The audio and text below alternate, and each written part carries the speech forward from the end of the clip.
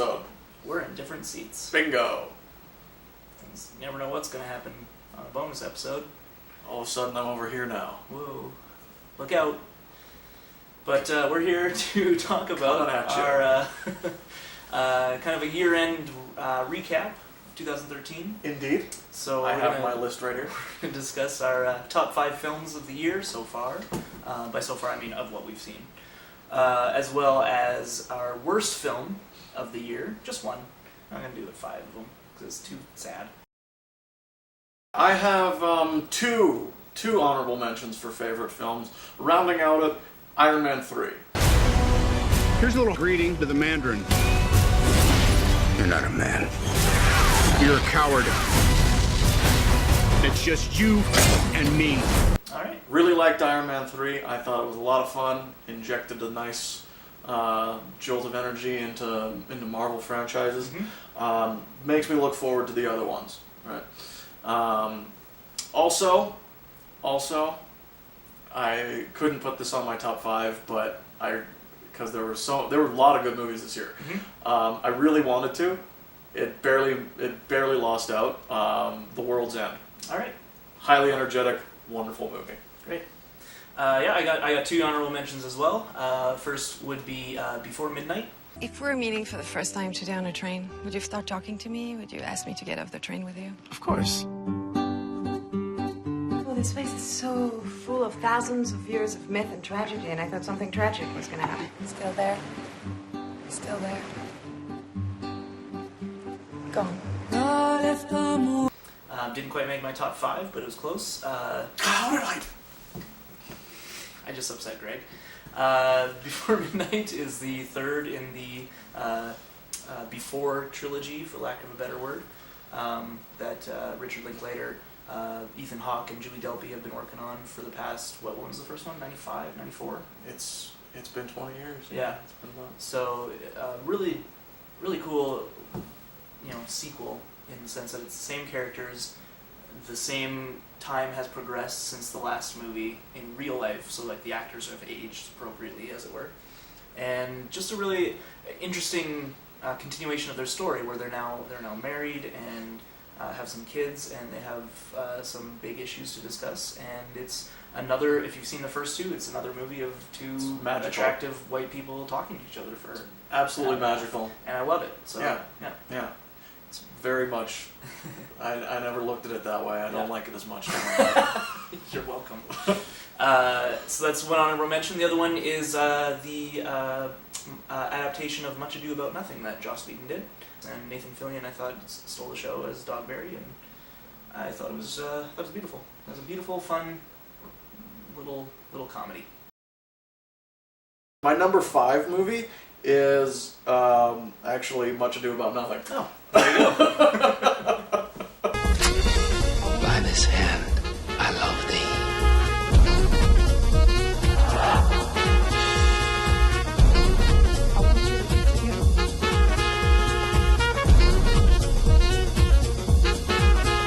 For we are the only love gods.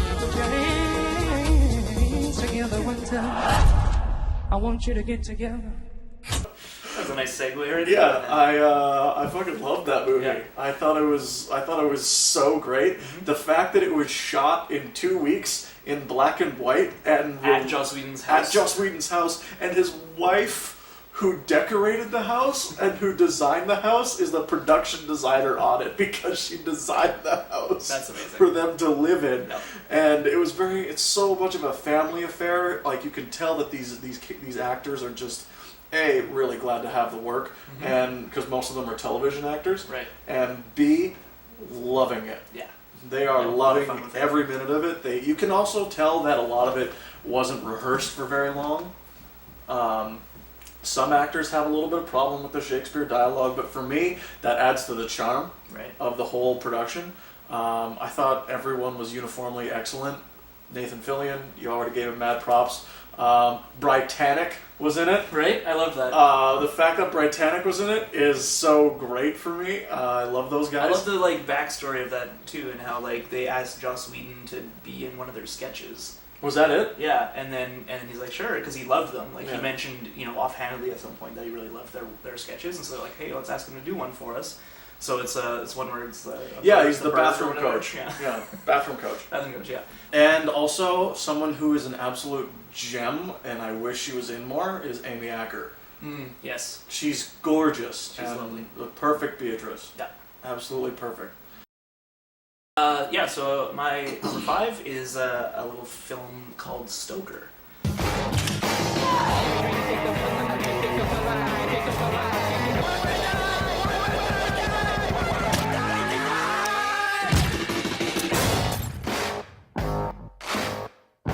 And this was by Park Chan-wook. Park Chan-wook? Park Chan-wook. That sounds Sorry, like a I'm bad side dish. I'm bad at remembering.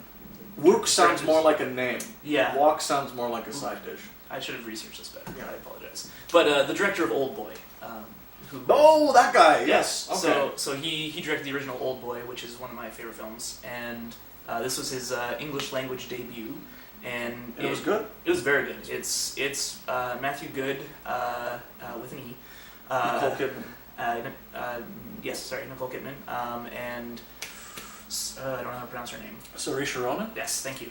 All fantastic performances, and it's a thriller that you don't really know how to handle, and you don't know where it's going next, and you don't really understand what the main character's drive is, and it makes it really unsettling and really eerie, but really, really well done.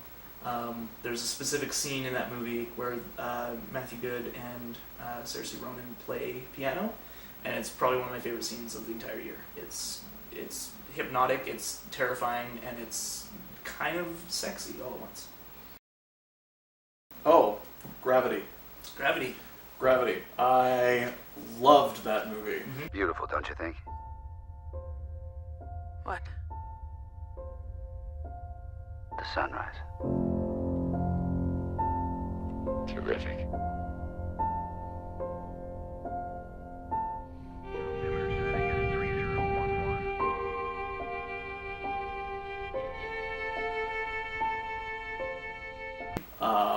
I don't care if it's not accurate, because it's not at all. Science-wise? Science-wise, yeah, Okay. science-wise. I have not seen it yet. I don't give a rip. It's so good. It's so well made. It's so technically well done. The first scene of the movie is 13 minutes long, and it's just a one take. They splice it together with digital effects. I defy you to find where the edits are. Cool. And also Ed Harris, in a wink to one of his more iconic performances as Gene Kranz of Mission Control in Apollo 13, is the voice on the other end at Mission Control, and that's his only part. Just the voice? Yeah, he never comes back after the first 13 minutes. Oh, wow. Yeah, because then the disaster happens, right? And it's basically a one-woman show. Sandra Bullock, Yeah, pretty much. Sandra Bullock, and she carries it. Nice. She, like... Better I than wish- The Blind Side? Sorry. I wish she never won for The Blind Side, because she'd probably win this year for this. Yeah. And deservedly so. She's Yeah. very good. Yeah. Oh, she's good. Very good. She's a good actress. The most recent Pixar film, Monsters University. That's a surprise. That's fair. Very nice. I actually really adored this movie. I did not expect to at all.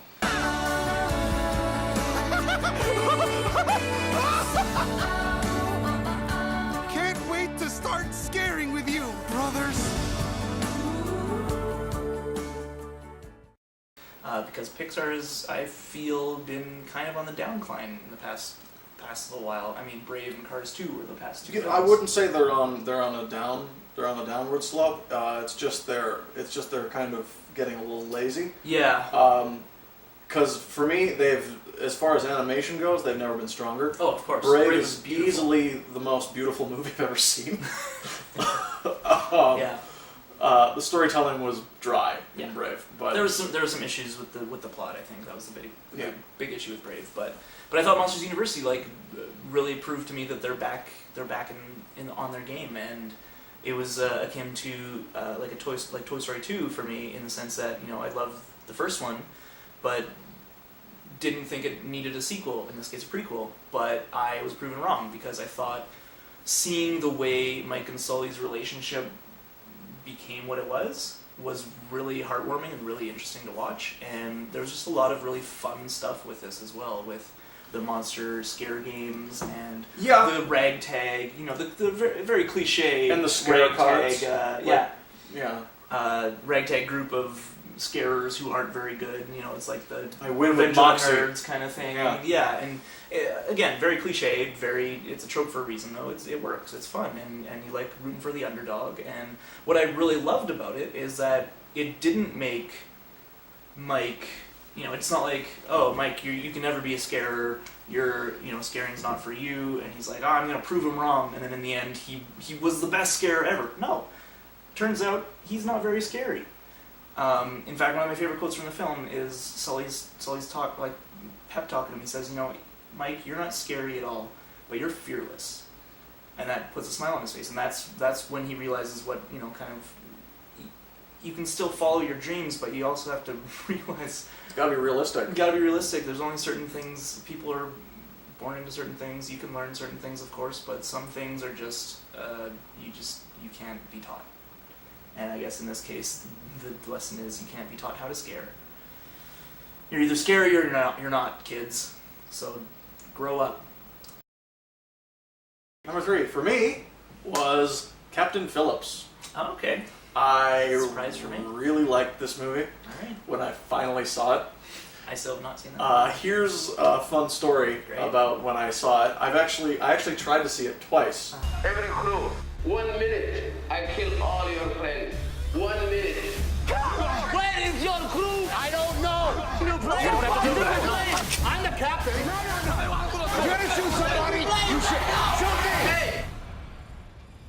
Look at me, sure. Look at me, sure. I'm the captain now. First time I went with Allie, my girlfriend, on a Tuesday. Mm-hmm. Like it was Cheap Tuesday, and it was a couple weeks after it was released. But we went to Chinook Theater in Calgary. Those of you who don't know, I don't think we have any viewers outside of Calgary, but for those of you who might be, Chinook is the worst. That's it. It's the worst. It's a large theater. It's large mall. So busy all the time, all throughout the year. We decided to go on Cheap Tuesday, and we were sitting right up at front. Have you ever seen The Bourne Ultimatum? Or The Bourne Supremacy or United 93? Yes to the first two. I haven't seen. What do those two movies have in common other than the fact that they're... Yeah. Okay. Yep. Kevin Phillips has a shaky cam? Paul Greengrass. Is he the director of this one too? Loves it, yeah. He's the director of Captain Phillips. And we were sitting right up at the front. Ugh, gross. After the first 10 minutes, I was nauseous. Yeah. 10 minutes being in the first 3 rows. Even without shaky cam, those front seats. Yeah, they're awful. It was about 30 minutes into the movie, into a movie that's over 2 hours long. Yeah. And we both got up and went home. Yeah. And we were like, you know what? Did you get passes? No. No, you just... No. We went up and we went home, and how did that pass? And Allie barfed. Oh. Yeah, she made it home. So it was motion sickness. It was it was legit motion sickness, and it doesn't help that he uses shaky cam all the time, and the entire movie takes place on a fucking boat. Right. So then you kind of feel seasick too. Yeah, I did. Yeah. I felt seasick because there's a scene where they're all flying through the ocean, like the pirate boats are flying through the ocean, and they're going up and down, and they're making cameras going. They make no effort to stabilize the cameras. Yeah. We went again when we went to Lethbridge. It was at the Movie Mill, which is a much smaller theater. We got to sit in the very back, and it was great. It was such a powerful movie. It was so well made. Yeah. It was so thrilling, and Tom Hanks is such a good actor. Yeah, at this point it's just like you can just say Tom Hanks and everyone knows. Yeah, yes, he's amazing. He's so good in it, and the thing is, he doesn't put on anything, right? He doesn't try and put on like makeup. Maybe I think he gained a few pounds for this. Other than that, he doesn't like affect an accent or anything. He's almost like that. the anti-Sean Penn, I feel. Yeah, Sean he Penn doesn't always like goes to extremes. Yeah, he doesn't delve into the character. He just portrays his everyman. Yeah. Right, and he just does it so well. Yeah. He's so empathetic and like you just want him to survive the whole time. Yeah. And it's a really well made movie. My number 3 is a film we've discussed on here before, 12 Years a Slave. Very nice.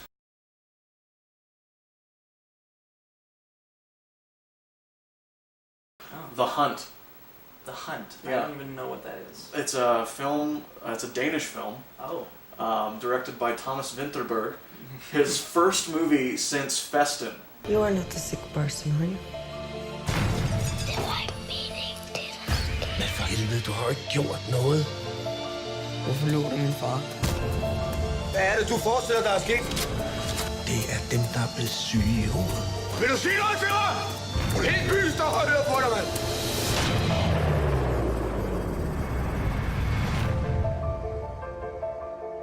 Oh, okay. Yeah. Thomas Vinterberg was the director of a film called Festen, aka The Celebration. And it deals with, the reason I'm going to talk about Festen is because they're very thematically linked. Gotcha. Festen deals with a father molesting his children, and this culture of child sexual abuse that has been perpetuated in this family for generations, and finally his all comes to a head. It's basically like at one a dinner party yeah. where they've kind of reunited after, you know, some of them after years apart, some of them stayed there, and everything kind of comes spilling out. Yeah, finally his son decides to speak out about it and do something. This movie takes on a similar theme. Mads Mikkelsen, who is best known as playing Le Chiffre in Casino Royale, and he's doing a friggin' bang-up job as Hannibal on the television series of the same name. I've heard it's very good. Yeah, it's surprisingly good. Yeah. It goes a little overboard, but the two main characters, like Hugh Dancy and Mads Mikkelsen, bring it right back, and they're fantastic together. Awesome. So, The Hunt is about a lie. This little girl has a crush on a very innocent crush on Mads Mikkelsen's character, who is a kindergarten, like after school teacher. Okay. He was the high school that he worked at was closed, and so he had to find work, and so he works at this kindergarten place. It's like a daycare, and his life is going pretty well. He's divorced, but his son is coming to live with him for a little while, so it's nice. He's just got himself a new girlfriend, and this girl all of a sudden makes the claim that he did inappropriate things to her. Oh. And we know that he didn't. Okay, as an audience? As an audience, we know that he didn't. But it's an amazing study of how much one lie can do, and it's like, because... well, it's like doubt, except in doubt, we don't know, as an audience member, we don't know the truth. Yeah, we know the truth here, and we are so with him this entire time. Every single time we see him persecuted, we feel persecuted as an audience. The movie is divided into 3 parts. It's a pretty long movie. It's a movie that would never get made in this country, in North America, ever. It is so worth a watch. Parts of it are in English, parts of it are in Danish. It's basically this study of how his world crumbles around him. Like, first off, and it doesn't help that the girl who made this claim is the daughter of his best friend, like his family, like this family that this daughter is part of is like his, and then his son comes to see him and be on his side. His girlfriend is eventually like unsure of it, and he just casts her out. The performance is a performance of a lifetime. And you were saying how what movie has the best scene of the year? Stoker. Yeah. This movie has the best scene of the year for me. He goes to midnight mass on Christmas. Yeah. When the whole town is gathered there, and by this point, this is the height of it. Right. Everyone is against him. Yeah. And he goes and he sits down, in the church pew, and people are looking at him while the choir is singing, and he starts crying in the pew, and oh my God, it's such a good movie, and it's so freaking raw. It's just there. Yeah. It's just so, and also it's shot beautifully. It's beautifully shot. I went and saw it with Ryan, and I wouldn't mind seeing it again. It's such a good movie, and it ends. Was it playing? So crazy. Yeah, it played at the Globe. Okay, cool. Yeah. Upstream Color, and this is a film by Shane Carruth, a Canadian filmmaker who is best known, well, I say probably best known for this one now, but at the time was best known for a little indie film called Primer. Where would we go? I feel like you know. They could be starlings. They could be starlings. Where would we go? Somewhere bright. I don't know if you've seen that one. Yes, I have. Yes. It hurt my brain. Yes, absolutely. This one will hurt your brain all over again, and you'll love every second of it. The big difference. Did he get more money? I think so. It definitely looks bigger budget, but I don't think by much. Okay. Yeah. But it was. Primer was really confusing. Due to time travel, any time travel movie is going to be confusing. But this also tried to make the most mathematical sense of time travel. And by doing that, because Shane Carruth, I believe, is also a mathematician. He's an mathematician. Okay, yeah. And by doing that, by trying to make the most sense mathematically with time travel, it makes the least sense story-wise. Story-wise, yes. So it's a movie that's really hard to wrap your brain around, and there's a lot of talking, a lot of just explaining things. What I love about Upstream Color is he kind of takes a different approach in the sense that there's very little dialogue in this movie. It's mostly all visuals, and for the first probably at least half, maybe even the first 2/3 of the movie, I had no idea what was going on.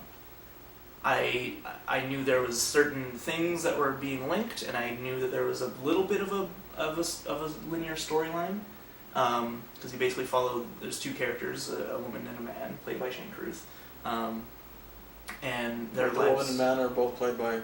No, sorry. Oh, okay. There's a woman and then a man played by Shane. Gotcha. Yeah. I can't remember what the woman's actress's name is, but she's wonderful. And yeah, it's following their story once they intersect, and it's you really don't know what's happening, and then it all kind of, I don't want to say it all comes together in the end, but it definitely things get tied up, or at least for the most part, it's very circular. The thing I love about the movie, it's very circular. You feel like when this movie ends, you could watch the movie again, and it would make sense to put it on a continuous loop.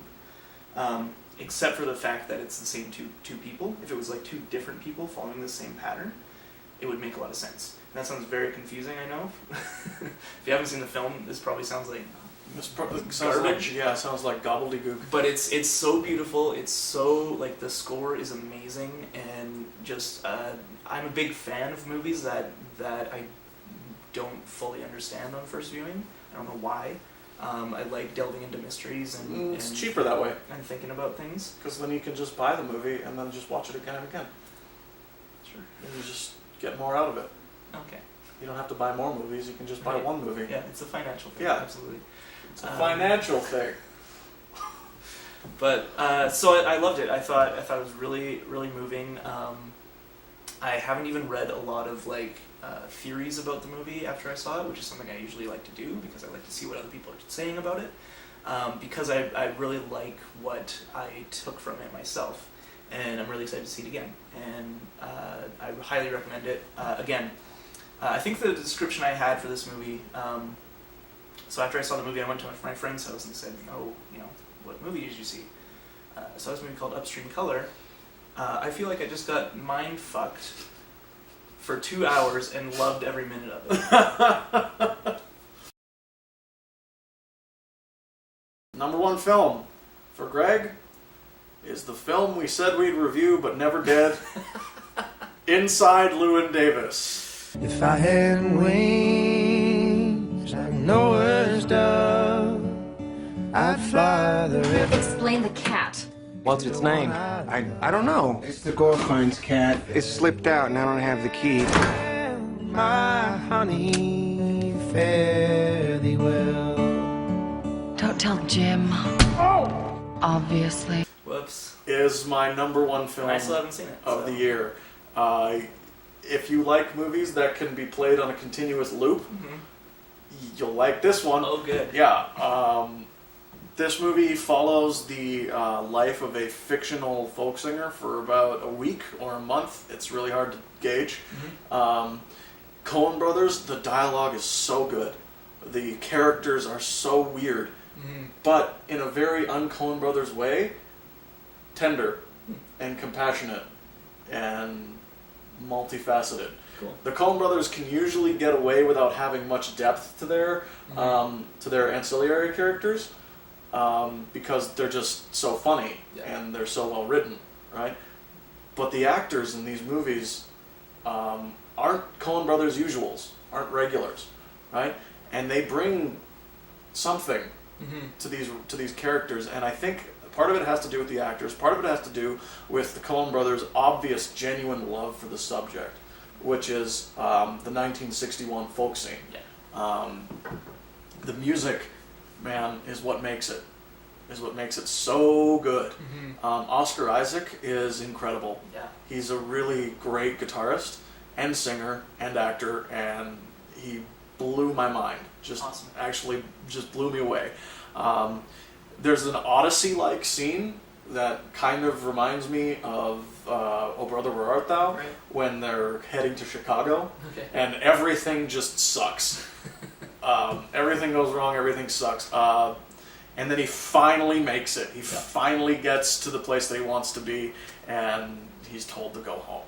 And it's just, it's heartbreaking, and it's just that over and over again. And it's an endless cycle for this guy. And it's really sad because whenever he plays, you see this genuine talent, right? You see it like this genuine talent, and at the end it starts all over again. Yeah. Yeah. Cool. It starts all over again, and it's really funny, really melancholy, and really gray. It takes place in the winter, in New York and Chicago, so those aren't typically very cozy winter places. Right. I mean, cozier than here, but everywhere. Sure. My number one film. So this is one that you had as an honorable mention, and it is The World's End. Oh, really? Yes. We are gonna get to the world's end if it kills us. Welcome home, boys.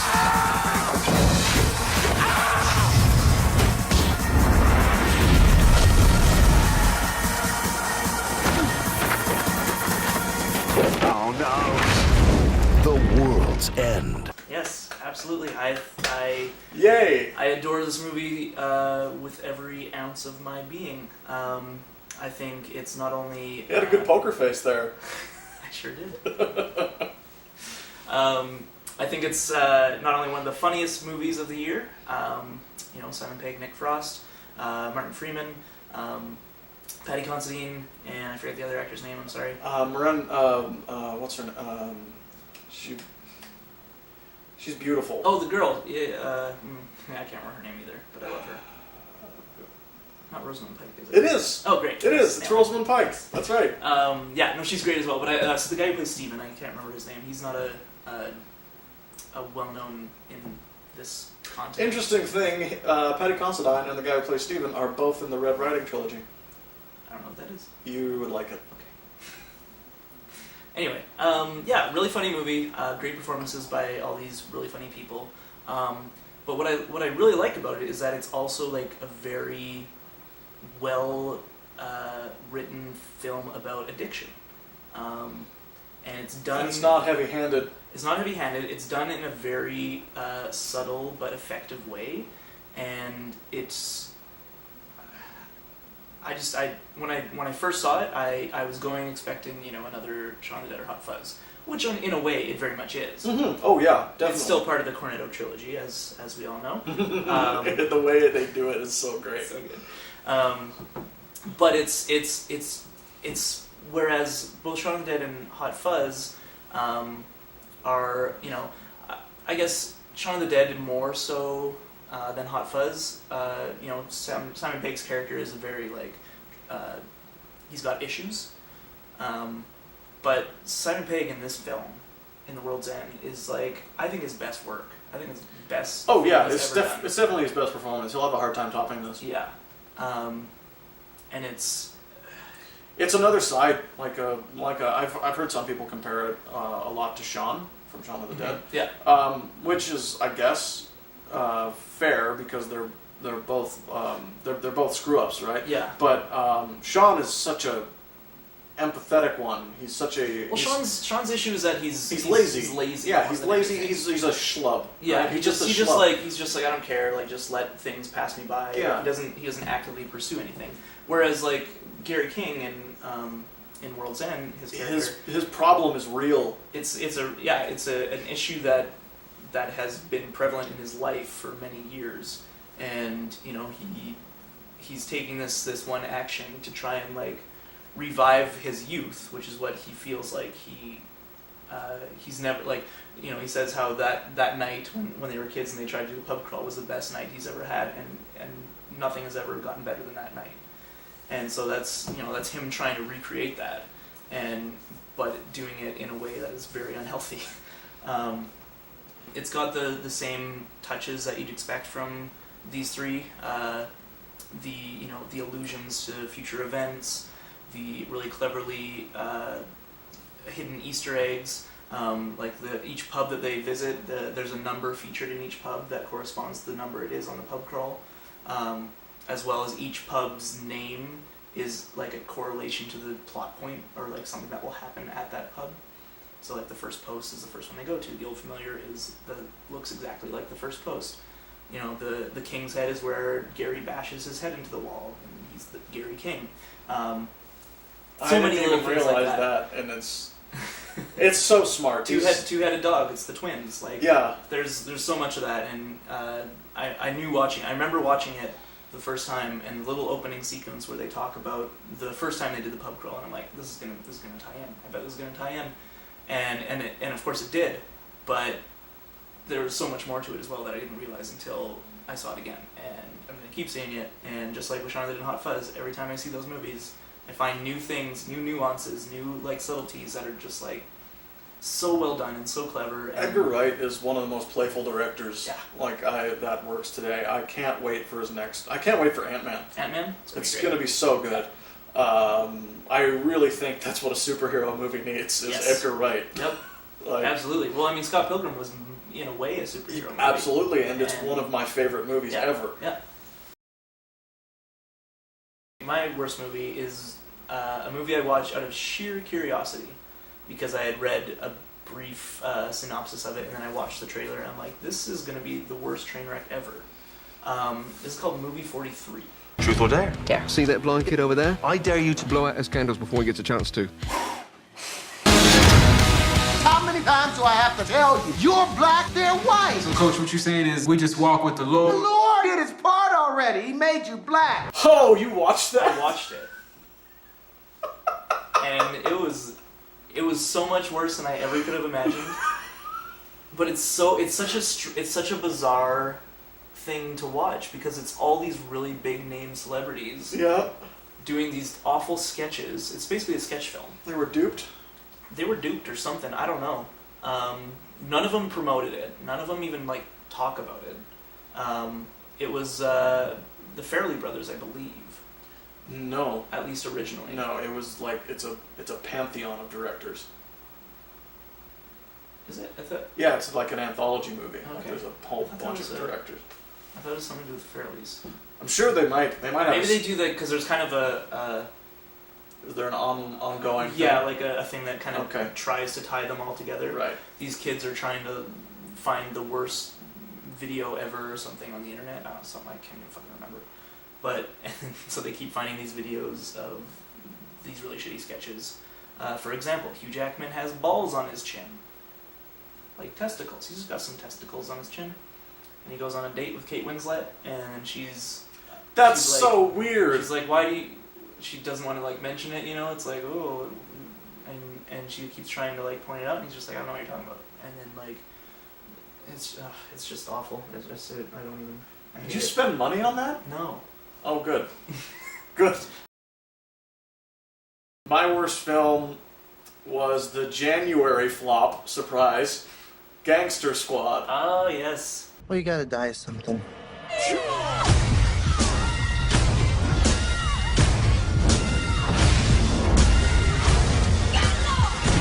Gonna take me away from all this? No, ma'am. I was just hoping to take you to bed. God, that movie sucked. I didn't see it. I saw the trailer and I was like, that's not gonna be Here's fun. the thing. I saw the trailer since, like, I go to the movies a lot. I saw the trailer since July that year of 2012. Yeah. Right? Yeah, because it kept getting pushed back. Yeah, it kept getting pushed back and pushed back and pushed back because of the shootings in Aurora. Right. And there was a scene that vaguely was like, reminiscent was in of a it. theater or something. Yeah. They could have just pushed it back and kept that scene in there. Mm-hmm. They like reshot it. But they reshot Right, the entire ending. So it took place at a hotel instead of a theater. Which is fine, I guess. Sure. Like, it wouldn't have changed, it doesn't change my overall like opinion of the movie. Yeah. Because the movie literally ends with a fucking fist fight between Sean Penn and Josh Brolin. Sean Penn chewing the scenery? Oh God, he's bad. Yeah. Ryan Gosling is bad. Josh Brolin is bad. Giovanni Ribisi is bad. Everyone's Everyone's just just bad. bad. The movie is terrible. The best part, Emma Stone in a red dress. Thank you. Good. Other than that, nah. I can really leave it. Have you seen LA Confidential? Yes. You've Just seen watch that. Gangster Squad. Well, LA Only Confidential's better. Good. Okay. Gangster Squad is pretty much LA Confidential meets The Untouchables, and they had a love child, but it was born retarded. So.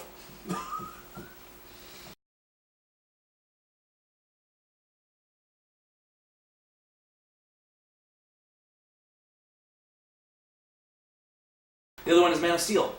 Oh yeah, the movie that gets worse the more you think about it. Yes. Really, really bad movie, I thought.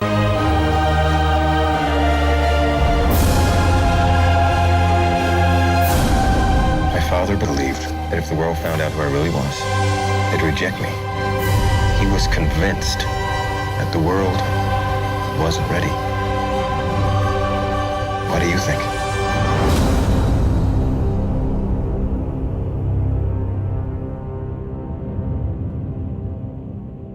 A Superman movie should make me like, yeah, Superman, you know, like, hurrah. This was just like, Superman's sad. He's trying to do good, but he's so sad. See, I'm going to address this right now. Okay. I agree with you. I agree with you that a Superman movie should make you feel, yes, inspired. The old Richard Donner score should have been there. Anyway. I don't think so. I hated the score in this movie. I actually that was dour and sad. I thought that was one of the like high points of the movie. If you just went a little further with it, and if Hans Zimmer just gave it a little flourish, they would have nailed it. But it wouldn't have matched the tone of the actual movie. Yeah. Right? The score matches the movie that we have. That's fair. I think you should feel that inspiration when you're watching a Superman movie because that's what he's meant to do. Yeah. They say it in the film, every one of them. I feel that Superman Returns does a better job of that. Yeah. I feel that Man of Steel is a better movie. Just because it keeps me awake. But the biggest problem with this movie is that it was, it had no feeling of Superman trying to do good. No, it did not. He destroyed Metropolis. But to be fair, it probably has the best depiction of what it would actually be like if Superman, if two super beings fought on our little ant-like planet. Of course, right? It's his first time, so no, give him a little that break. is not an excuse. You should not. Now, I don't. granted, He's lived on Superman- Earth for long enough to know that this giant city with all these big buildings have millions of people I in should them. probably take I him to the shouldn't. moon. I should try and just like Go to the moon. Come fight me this way into the field Because he'll follow you Okay, wherever there's you want. earlier than that. Before they're in Metropolis, they're in like a small dingy town, and people are like Smallville. They're in Smallville. Is it Smallville? Okay, I can't remember. People are like running out into the street, like, "Oh, what's going on?" And Superman's like, get inside, be safe." Oh. And then he starts throwing people into the buildings where he just told them to go. Like, use your head, dude. Anyway, that's our. I think that's our countdown. That's a fun rant. Yeah, that was great. Well done. We woke Alan up. So Superman. Con. Zack Snyder. Fucking Con. All right. I have a whole rant about that too. Just think about your number one movie, which was The World's End. The World's End. So much fun. And mine was Llewyn Davis. So Inside Llewyn Davis. So check out those movies if you haven't, and have a very safe 2014. Was that good? I thought that was condescending. No, it was nice. Good.